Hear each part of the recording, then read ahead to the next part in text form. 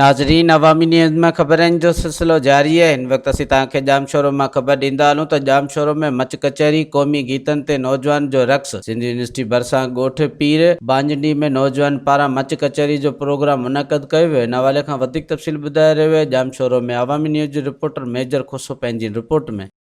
हर साल जियां हिन साल बि इलम जे शहर ॼामशोरो जी पथरेली धरती ते सिंध यूनिवर्सिटी हाउसिंग सोसाइटी जे भर में क़दीमी ॻोठ पीर बाजदी में ॻोठ जे नौजवाननि पारां बाह जो वॾो मच मचाए ऐं राति मच कचहरी जो पिणु प्रोग्राम मुनक़िद कयो।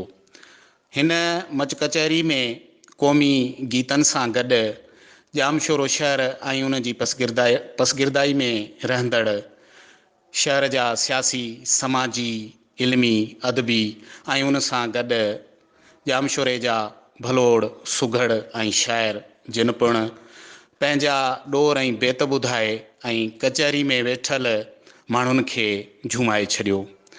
हिन मच कचहरी में वॾनि माण्हुनि सां गॾु नंढड़ा ॿार जेके सिंधी टोपी ऐं अजरख ओढ़े ऐं सिंध जी सकाफ़त खे उजागर करण लाइ वॾनि माण्हुनि सां गॾु सॼी राति हिन कचहरी में वेठा रहिया।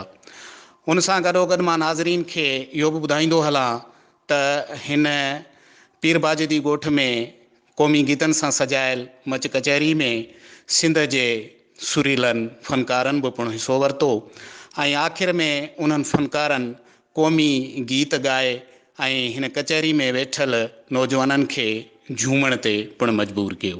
जी, मज़ीद खबरों और तफसीलात के लिए विजिट करें हमारी वेबसाइट www.awamiNewsHD.com।